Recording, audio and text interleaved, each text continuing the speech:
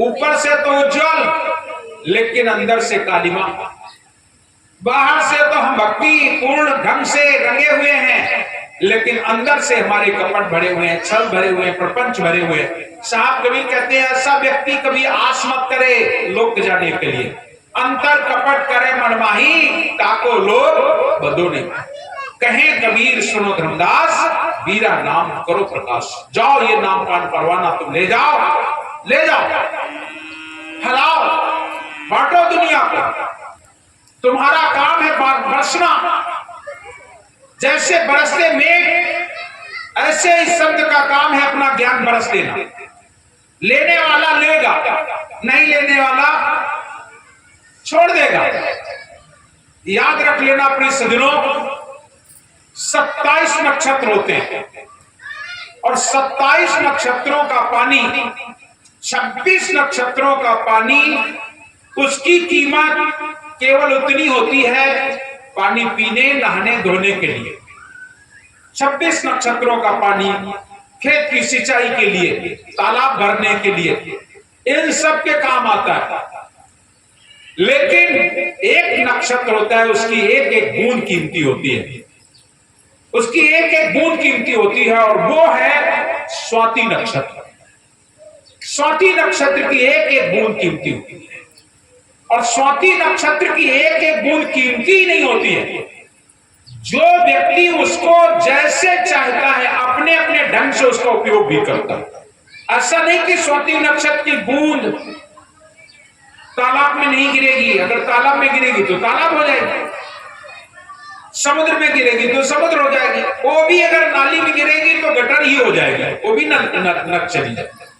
लेकिन उस बूंद की कीमत इतनी बड़ी है कि जो जैसा होता है उसका उपयोग करके वो वैसा बना लेता है। स्वाति नक्षत्र की बूंद देखिए कहां कहां पर गिरती है और उसका क्या क्या बदलाव होता है। स्वाति नक्षत्र की बूंद केले पर गिरे तो कपूर हो जाए, गाय के सींग पे गिरे तो गौलोचन हो जाए, हाथी के मस्तक पर गिरे तो गजमुक्ता हो जाए। वही अगर स्वाति नक्षत्र की एक बूंद सर्प के मुख में गिरे तो मणि बन जाए और वही अगर एक स्वाति नक्षत्र की बूंद सीप में गिरे तो मोती बन जाए। याद रख लेना, बूंद तो एक ही है, स्वाति नक्षत्र की बूंद है, लेकिन कितने गुण हो गए, कहां कहां गिरी, क्या क्या उसका उपयोग हो गया। वही समुद्र में गिरी तो समुद्र हो गई, नदी में गिरी तो नदी बन गई, वो सब ठीक है। लेकिन जिन लोगों के पास वो बूंद गई उनका स्वभाव क्या है, उनका गुण क्या है, उन्होंने उसका उपयोग क्या किया। उन्होंने जो उपयोग किया तो अगर आप केले जैसे तो कपूर बन जाएगा, गाय जैसे तो गौलोचन बन जाएगी, हाथी जैसे तो गजमुक्ता बन जाती है, और अगर सर्प जैसे हो तो मणि बन जाती है, लेकिन सीप जैसे अगर हो तो मोती बन जाएगी। लेकिन वहीं पर एक और व्यक्ति है, वहीं पर एक और जीव बैठा है, उसका उपयोग क्या होता है, उसका उपयोग है और वो है पपीहा। पपीहा का मन देख के धीरज रहे न रंज, मरते दम जल में पड़ा तहु न बोरी चंच। 26 नक्षत्र चाहे जितने बरसे लेकिन पपिया उस पानी को नहीं पिएगा। जितना पानी गिरेगा और पीऊ पीऊ रटेगा, जितना पानी गिरेगा पपिया और तेज प्यास होगी, पीऊ पीऊ पीऊ, कहां पीऊ पीऊ पीऊ, कहां पीऊ, बस उतना ही वो रटता रहता है। जितनी बारिश होती उतना ही वो चिल्लाता है। लेकिन ऐसा नहीं है कि उसे प्यास लगी है तो कोई भी पानी पी ले, नहीं पिएगा। यहां तक कि लिखने वाले ने लिखा कि पपिया का मन देख के धीरज रहे न रंच, और मरते दम जल में पड़ा तहु न बोरी चंच। अगर मरते वक्त भी तालाब में गिर जाए तो चोंच बोलकर पानी नहीं पिएगा, प्राण छोड़ देगा। लेकिन पपिया अगर पिएगा तो स्वाति नक्षत्र की बूंद पिएगा। याद रख लेना, इतना संकल्पबद्ध है और उसके जीवन में एक बार अगर एक बूंद भी गिर जाती है, केवल एक बूंद मिल जाती है, जीवन भर की प्यास बुझ जाती है, जीवन भर की प्यास खत्म हो जाती है। बस ऐसे ही हमारे सदगुरु कबीर है, स्वाति नक्षत्र जैसी बारिश है उनकी। अब उनके बारिश को कौन किस ढंग से लेता है, ये जिम्मेदारी आप सबकी है, हम सबकी है। लेकिन जो उसे अपने जीवन में प्यास के रूप में खुद केवल बस वही एक जल चाहिए, दूसरा और नहीं चाहिए। बरसने के लिए तो बहुत सारे मेघ बरसे हैं, लेकिन और मेघों से हमें लेना देना नहीं है। हमें तो स्वाति नक्षत्र की बूंद चाहिए। और जब स्वाति नक्षत्र की बूंद बन करके धनी धर्मदास जी साहब के आगे सदगुरु कबीर बरसे तो उनकी प्यास बुझ गई। और जब प्यास बुझ गई तो साहब बोले, अब तेरी तो प्यास बुझ गई है तो दुनिया वालों की भी प्यास बुझा दे। अब तेरे अंदर यह सामर्थ्य है कि तुम दुनिया की प्यास बुझा सकते हो। मैं आपसे निवेदन करता हूं कि सुनो, सदगुरु कबीर साहब की वाणी वो वाणी है जो 27वां नक्षत्र स्वाति नक्षत्र है, वो स्वाति नक्षत्र जैसी बूंद है। एक एक शब्द साहब कबीर का बहुत कीमती है, अमृत के समान है। कहें कबीर सुनो भाई साधो, कहें कबीर सुनो भाई साधो, अमृत वचन हमार, जो भल चाहो आपनो तो परखो करो विचार। जो अगर भला चाहे तो परखो और विचार करो। साहब कबीर ने कुछ भी अनर्गल बात नहीं की, उन्होंने कोई और चीजें नहीं सुनाई, दुनिया की बहुत सारी बातें नहीं सुनाई। उनके जीवन के बिल्कुल छोटे छोटे शब्द जो जीवन के कल्याणकारी है, उपकारकारी है, मनुष्य जीवन को बदल देने वाले हैं, उनके जीवन में एक ओज भर देने वाले हैं, एक शक्ति भर देने वाले हैं। इसीलिए जो कबीर पंथी होते हैं वो एकदम शांत प्रिय हो जाते हैं और उनको फिर दुनियादारी कुछ अच्छी नहीं लगती है। एक बार कबीर पंथ में आने के बाद सारी खटपट खत्म हो जाती है। साचा शब्द कबीर, अटपट शब्द कबीर का झटपट तक हो न जाए। साहब कबीर का वैसे देखने में अटपटा लगेगा, क्योंकि अटपटा इसलिए लगता है कि हम संसार के साथ अभी तक बहे जा रहे थे, संसार जो कार्य कर रहा था वही कार्य हम कर रहे थे। लेकिन जब कबीर पंथी होते हैं तो उस रास्ते में जाते नहीं, उनका रास्ता अलग हो जाता है। और जब रास्ता अलग हो जाता है तो दुनिया वालों को लगता है ये हमसे अलग हो गए, अटपटा लगता है उनको। लेकिन साहब कहते हैं अटपट शब्द कबीर का झटपट लग क्यों ना जाए, और जो कोई झटपट लगे तो सब खटपट मिट। जिस दिन साहब कबीर की शरण में आते हैं सारी खटपट खत्म, कोई खटपट नहीं, सारी खटपट खत्म। उस दिन से उसे भ्रम भय सब दूर हो जाता है, वो एकदम निर्मल हो जाता है, मस्त हो जाता है। उसके जीवन में एक अलग सी अनुभूति होती है, एक अलग आनंद की अनुभूति होती है। जब तक वो संसार के रास्ते में चलता है तब तक उसके जीवन में भय है, शोक है, संताप है, दुनिया के बहुत सारी और सारी बातें हैं। लेकिन जिस दिन सदगुरु कबीर साहब की शरण में आता है वो भय छोड़ देता है, भ्रम छोड़ देता है, दुनिया के शोक संताप छोड़ देता है और दुनिया के भाग में भागना बंद करके शांत प्रिय हो जाता है। ऐसा साहब कबीर का ज्ञान है, ऐसा साहब कबीर का शब्द है। वो सदगुरु कबीर साहब धर्मदास साहब से कह रहे हैं, हे धर्मदास, किस नाम पान परवाना को तुम लो, धर्मदास तुम मीरा ले हो, जम्बू द्वीप के जीवन दे हो। धर्मदास साहब कहते मैं का जानो साहेब पंथ की आदि, जम्बू द्वीप वैसे बकवादी, पढ़े वेद और करे अचारा, वो नहीं माने शब्द तुम्हारा, जो नहीं माने शब्द हमारा, सो चले जाइए जम के द्वारा, जो कोई माने शब्द हमारा, सो चले आवे लोक हमारा, अंतर कपट करे मनमाई, ताको लोग बदो नहीं भाई। और कहे कबीर सुनो धर्मदास, बीरा नाम करो प्रकाश। मैं तुम्हें नाम पान परवाना दे रहा हूं, मेरे सार शब्द को, मेरे सत्य शब्द को दुनिया में तुम पहुंचाओ, दो जन जन तक पहुंचाओ। सदगुरु कबीर साहब जिस समय धर्मदास साहब से बात कही, धर्मदास साहब बोले ये तो मेरे बस की बात नहीं, मैं इसे कैसे कर सकूंगा, लेकिन आपकी आज्ञा है तो जरूर, आपकी आज्ञा है तो हम इसे जन जन तक पहुंचाने का प्रयास करेंगे। लेकिन एक समस्या है, क्या? संसार के लोग बहुत उलझे हुए, नाना प्रकार के नियम संयम आचार विचार उपकार में फंस गए, बहुत सारी पूजा पद्धति में फंस चुके हैं। इसलिए दया करो, हम अगर कुछ आपसे पूछे तो आप मेरे उन प्रश्नों का जवाब देने का वादा करें, तो हम आपकी आगे बढ़ने का प्रयास करें। साहब कबीर बोले तुम्हारे जीवन में जो प्रश्न हो आप प्रश्न कीजिए, हम तुम्हारे सभी प्रश्नों का उत्तर देने के लिए तैयार हैं। सदगुरु कबीर ने धर्मदास साहब के एक एक प्रश्न का जवाब दिया। दुनिया में ऐसा कोई प्रश्न नहीं जिस प्रश्न को सदगुरु कबीर साहब ने धर्मदास साहब को ना बताया हो, ना समझाया हो, सारे प्रश्न उनके जीवन में जो शंका हुई, जहां कोई शंका हुई, उन सारे शंका को जोड़कर हाथ खड़े हो जाते। धर्मदास जूनो कर जोड़ी, साहेब सुनिए बिनती मोरी, तुम हो दयावंत प्रभु स्वामी, गढ़ गढ़ के तुम अंतर्यामी, एक बात पूछन की आशा, तो आपका स्वामी करो प्रकाशा। मैं आपसे एक बात पूछना चाहता हूँ। हाथ जोड़ के खड़े हो जाते हैं, साहब मुझे एक बात पूछने की आस है, आप दया करेंगे? साहब बोलते हाँ हाँ बोलो। जिस समय कहते बोलो, धर्मदास साहब अपने मन की शंका, अपनी मन की शंका रख देते, सदगुरु कबीर उसको उत्तर दे देते। उसी प्रश्न उत्तर के रूप में सदगुरु कबीर साहब की वाणी बहुत सारी मिलती है। वैसे तो साहब कबीर की वाणी बीजक भी मिलती है, साथी शब्द रामायणी भी मिलती है, लेकिन साथ साथ में धर्मदास साहब के द्वारा रचित ग्रंथ भी मिलते हैं। और उन ग्रंथों में जो वाणी दी गई है, उसी वाणी में से हम आप लोगों को कुछ श्रवण कराएंगे। आज धर्मदास साहब सदगुरु कबीर से विनय करते हैं और कहते हैं, धर्मदास सदगुरु चरण धर्म बंदो सदगुरु चरण रज, धर्मदास सिरनाय, जिनकी कृपा कटाक्ष से भाखा ग्रंथ बनाए। हे गुरु दीन दयाल, आप गुरु नहीं है बल्कि सदगुरु हैं, दीनों पर दया करने वाले। हे गुरु दीन दयाल, जगत जीव अति दुखित है, संसार का जीव बहुत दुखी है। हे गुरु दीन दयाल, जगत जीव अति दुखित है, हरो कठिन उड़साल, मेरे हृदय के कठिन दुखों को हरण कीजिएगा।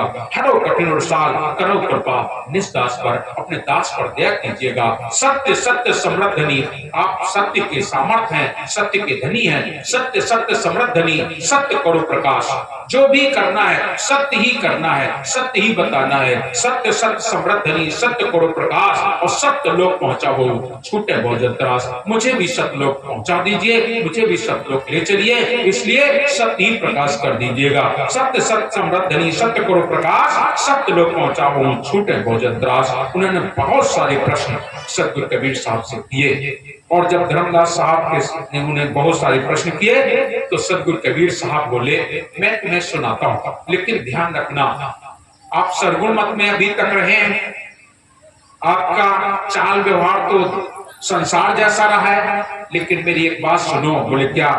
श्री गुरु बोले शिष्य से, आज साहब कह रहे हैं, श्री गुरु बोले शिष्य से, सुनिए कथा रसाल। मैं बहुत सुंदर सुंदर तुम्हें बातें बताने वाला हूँ, बहुत सुंदर सुंदर ज्ञान तुम्हें देने वाला हूँ, लेकिन आपके मन में कहीं भ्रम ना पैदा हो जाए। श्री गुरु बोले शिष्य से, सुनिए कथा रसाल, जाके श्रवण मात्र से मिटे सकल भ्रमजाल। जिसके सुनने मात्र से बहुत सारे भ्रम जो तुमने बना रखे हैं, वो सारे के सारे भ्रम के जाल तुम्हारे टूट जाएंगे। लेकिन ये कहीं ना हो जाए, तुम्हारे मन में ये भाव ना आ जाए।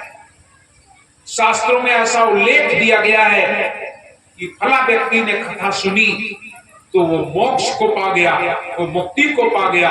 साहब बोले ऐसा नहीं हो सकता है, कथा को सुनने के बाद कोई मोक्ष नहीं हो सकता, कोई मुक्ति नहीं प्राप्त कर सकता है। कथा सुनना अलग बात होती है, अगर सुन लेने से कहीं मोक्ष हो जाता, सुन लेने से कहीं मुक्ति हो जाती, तो संसार में कोई नहीं बचता, सबके सब मोक्ष हो जाता, सबके सब मुक्ति हो जाती। कथा करना सुनने से मुक्ति नहीं होती है, कथा हम सुनाएंगे। जो तुम्हारे जीवन में भ्रम है, उन भ्रमों को तोड़ना हमारा काम है। आपने ईश्वर के प्रति, परमात्मा के प्रति, भगवान के प्रति, धर्म के प्रति जो भ्रम बना रखे हैं, उन भ्रम को हम तोड़ देंगे, उन भ्रम को तुम्हें बता देंगे। चलना ना चलना तुम्हारा काम है, अगर तुम चलोगे तो पार हो जाओगे। अरे भैया खाना बना के हमने रख दिया है, अब तुम खाओगे नहीं तो तुम्हारी भूख कैसे मिटेगी? तुम खाओगे तब तो भूख मिटेगी, जब तुम खाओगे तो भूख मिटेगी, और नहीं तो केवल देखते रहो और कहते रहो रोटी पूरी कचौड़ी सब्जी दाल भात, खूब अच्छे अच्छे चिल्लाओ, रात भर चिल्लाओ, दिन भर चिल्लाओ, क्यों भाई पेट भर जाएगा? नहीं भरेगा। वो जो पूरी कचौड़ी दाल भात रोटी बनी है, उसको जैसा बताया गया है, आप उस अनुरूप उसे ग्रहण करोगे तो आपकी भूख मिट जाएगी। केवल बैठ करके कहो रोटी दाल चावल, रोटी दाल चावल सब्जी, रोटी दाल चावल सब्जी कह देने से तो नहीं पेट भर जाएगा। जाएगा, नहीं भर जाएगा तो उसको खाने से पेट भरेगा। तो हम तुम्हें जो बता रहे हैं, हमारी कथा को श्रवण करें और श्रवण करके चिंतन करें, मनन करें और अपने जीवन में धारण करें तो बात बनेगी। और नहीं तो आज बहुत सारे लोग ऐसा कहते हैं कि उन्होंने कथा सुन ली और उनकी मुक्ति हो गई। बहुत सारे लोग ऐसी ऐसी बातें बताते रहते हैं, उन्होंने उनकी कथा सुनी तो उनकी मुक्ति हो गई, उन्होंने ऐसी कथा सुनी तो ये मिल गया, वो मिल गया। ये कुछ नहीं, ये तो वो कथा है जिससे आपके जीवन में जो भ्रम हो गए उन भ्रमों को खोल दिया जाता है। और जो सच्चा मार्ग है, जो सतमार्ग है, जो ब्रह्म है और जो जीव है, उसका मिलन कैसे हो, कहां हो, उन सारी बातों को इसमें उल्लेख किया जाता है। तो दिनों सदगुरु कबीर साहब के अमर संदेश आप लोग श्रवण करें। आज ये बहुत सौभाग्य की बात है, बड़े हर्ष की बात है कि आपके ग्राम में ये आयोजन प्रारंभ हो चुका है और हम भी पहली बार आपके गांव में इस कथा के साथ आए हैं। वैसे तो कथा कहते बहुत समय बीत गया है, साहब कबीर की अमृत वाणी को बोलते सुनते सुनाते बहुत समय बीत गया, लगभग 30 वर्ष हो गए, लेकिन पहली बार आपके यहाँ कुछ बोलने का अवसर मिल रहा है। और हम चाहेंगे कि आप लोग अधिक से अधिक समय निकालें और इससे जरूर आनंद लें। और हम ये चाहेंगे कि आप लोग हमें बताएंगे कि आप कितने समय से इस यहाँ बैठे हैं जो आप लोग सुन सकें। ये एक और अच्छी बात होगी, क्योंकि हम तो वैसे अलग अलग लोग समय मांगते हैं कि इस समय बैठो, इस समय बैठो, लेकिन हमारा समय अभी फिलहाल कुछ समय से मेरा स्वास्थ्य भी उतना अच्छा साथ नहीं दे रहा है, तो हम तो वैसे 2 बजे से सायंकालीन 5:30-6 बजे तक बैठते हैं। अब आप लोगों को अगर घटाना बढ़ाना भी होगा तो चलेगा, आप बताएंगे तो, और नहीं तो 2 बजे से सायंकालीन 5:30-6 बजे तक हम आपके बीच में बैठेंगे। और हो सकता है उसके बीच में कार भजन वजन हो जाए, और नहीं तो लगातार 2 बजे से लेकर के और शाम को 5:30 बजे तक ये चलेगा। शाम को इसके बाद आरती होगी। शाम को हमारे यहाँ कबीर पंथ में संध्या वंदन होता है, तो संध्या पाठ हम लोग कहते हैं। शाम को संध्या पाठ होगा, हमारे जाने के बाद संत लोग संध्या पाठ करेंगे। सुबह गुरु महिमा पाठ होती है। गुरु महिमा पाठ आजकल तो गर्मी हो रही है, प्रयास कीजिएगा उससे 7:30 बजे से 8:30 बजे तक रख लें तो ज्यादा अच्छा होगा। अगर आप लोग 8 बजे भी रखेंगे तो भी चल जाएगा, लेकिन ज्यादा नहीं, बहुत ज्यादा। वैसे तो पाठ जल्दी हो जाना चाहिए, लेकिन फिर भी आप लोग घर गृहस्थी परिवार में रह करके अपना जीवन यापन करते हैं। आपकी सुविधा को देखते हुए हम लोग चाहेंगे कि बहुत ज्यादा तो 8 बजे से और 9 बजे तक ये गुरु महिमा पाठ होगा। उस गुरु महिमा पाठ में भी हम आएंगे और गुरु महिमा पाठ हम पढ़ेंगे, आप लोग सब लोग श्रवण करेंगे और प्रातः आरती भी होगी। इसके बाद में बस वही नित्यकार भोजन वजन करना, थोड़ा विश्राम करना, और 1 बजे से आप लोग अगर आएंगे तो 1 बजे से संत लोग हमारे बैठेंगे, आपको भजन सुनाएंगे। रात्रिकालीन बेला में भजनों का आनंद आप लोगों को मिलेगा। तो आप लोग जगत नारायण समय ठीक रहेगा कि नहीं? 2 बजे से 5:30 बजे तक, ठीक है? ठीक है, बीच में वैसे तो कोई दिक्कत नहीं होनी चाहिए। 2 बजे से मौसम भी थोड़ा वैसा है, 2 बजे से सायंकालीन 5:30 बजे तक हम आपके साथ रहेंगे और सुबह गुरु महिमा पाठ में साथ रहेंगे। बीच का समय आप सब लोग एडजस्ट कर लीजिएगा, हमारे संत लोग बैठेंगे, पाठ संध्या पाठ करेंगे और रात्रि में भजनों का भी लाभ आप लोग मिलेंगे, बैठ लेंगे। अब अगर बैठेंगे तो भजन सुनाएंगे, संत लोग आए इसलिए हैं, इनका काम ही है भजन करना, कराना, सुनना, सुनाना, तो आप लोग भजनों का भी लाभ लें। तो आज अपनी वाणी को यही विराम देना चाहूंगा, कल समय से फिर हम लोग बैठेंगे, क्योंकि हम तो अभी जगतनाथ देख के आए हैं, कैसी स्थिति में आपके यहाँ आ गए हैं, तो वो तो समय दिया है तो आना ही आना है। पूरा गांव भ्रमण करना पड़ता है, तो आश्रम का कार्यक्रम है वहां। आज गोपालपुर वाला आश्रम का कार्यक्रम बहुत विशाल कार्यक्रम होता है, बहुत बड़ा कार्यक्रम होता है। तो उस कार्यक्रम में तो कल ही मैं इतना थक गया कि हमको तो रात में होश ही नहीं रहा कि हम कहाँ लेटे। सुबह ही बच्चों ने जगाया, उनको साहब समय सुबेरा हो गया, हम लोग था। फिर सुबह से बच्चे आज के दिन नगर भ्रमण होता है और पूरे गांव में दरवाजे दरवाजे आरती होती है। पूरे दरवाजे बच्चे ले जाएंगे, हर घर में दरवाजे पर चौक सजा के रखते हैं, आरती तैयार रखते हैं। बस हम लोग दरवाजे आरती होगी और बच्चे खूब गुलाल खेलते हैं, खूब मौज मस्ती करते हैं, आनंद लेते हैं, तो पूरा दिन हो जाता है।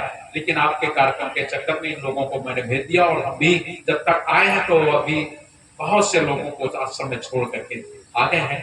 तो स्वास्थ्य का भी ध्यान और थोड़ा थकान भी है, इसलिए मैं आज वाणी को अपनी यही विराम देता हूँ। कल समय से फिर आपके साथ बैठूंगा। साहिब बंदगी साहिब।